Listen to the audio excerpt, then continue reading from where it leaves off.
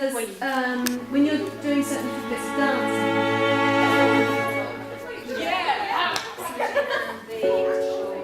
the piece that we're working on in here at the moment, and which is the reason that we've got all the chairs sort of scattered around, is I'm trying to recreate the luminarium for them, which is this massive sculpture sort of inflates and people go inside it, and there's different colours.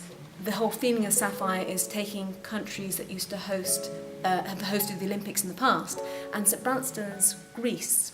So what the young people are wearing, it has a Greek chorus kind of feel to the masks and the costumes. I think a lot of the families of the young people will be used to seeing very traditional theatre and very traditional dancing, jazz hands, big smiles, and we want them to just to experience something different from the arts, really. I think I want not only for the young people to think of a new way of performing, but also for the audience to sort of see a different type of performance, something that they might not normally get to see.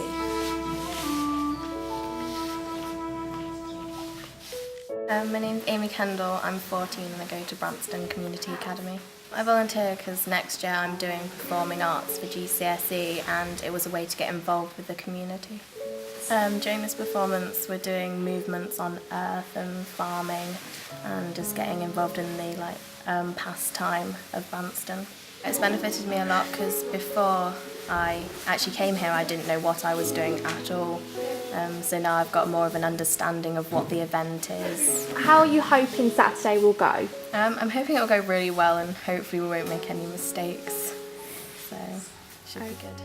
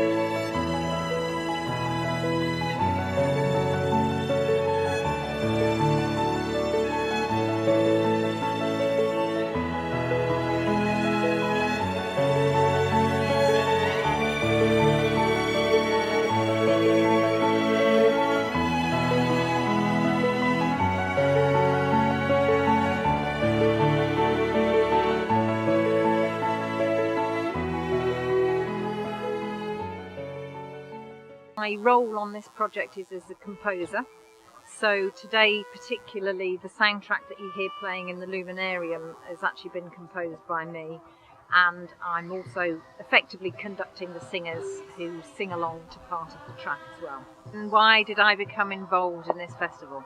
I became involved because I was asked to. That's the long and the short of it really, but it's also nice to be given an opportunity to compose and to work in a community setting, which are two things I love doing, and those things don't come up very often.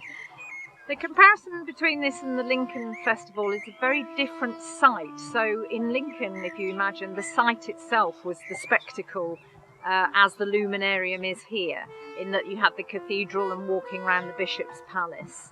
And because also the weather was wonderful, all the outside things were able to happen. This event in the village of Branston, I think, has been well received today.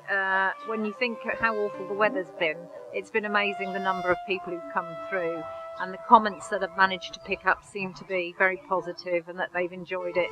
The Luminarium itself is a fantastic space and people are enjoying that. It's a shame we haven't had all the outside things, but so far, yeah, I think Branston are enjoying it. Hello, and welcome to All Saints at Branston. I'm sorry if I kept you waiting. I've been polishing Gabriel. one of our bells. I was approached by Rhubarb Theatre Company and they wanted local actors to get involved.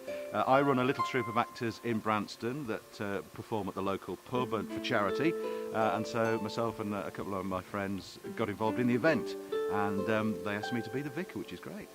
And over on the back of the church, on the vestry, we used to have a school room. And do you know, we used to charge the little angels to attend. And boys and girls, perhaps that's a new idea, isn't it? Maybe you could spend your pocket money going to school. Shall we try that? No, perhaps not. It was pouring with rain earlier, but still we had people coming in, and I think they've all got stuck in, they've all played their part, and they seem to have enjoyed it. And there's been some really positive comments about this fabulous building as well, and that means more than anything else. So far it's been very positive, lots of nice things said, and people have had fun and have enjoyed it.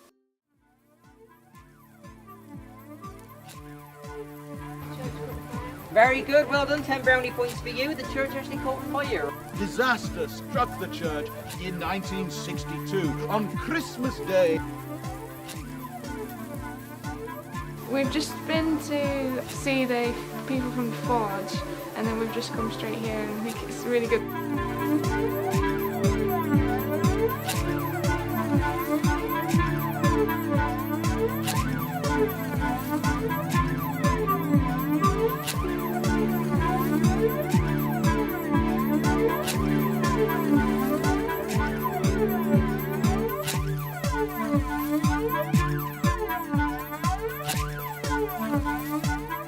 And if you've got any questions, feel free to ask me at this point, really.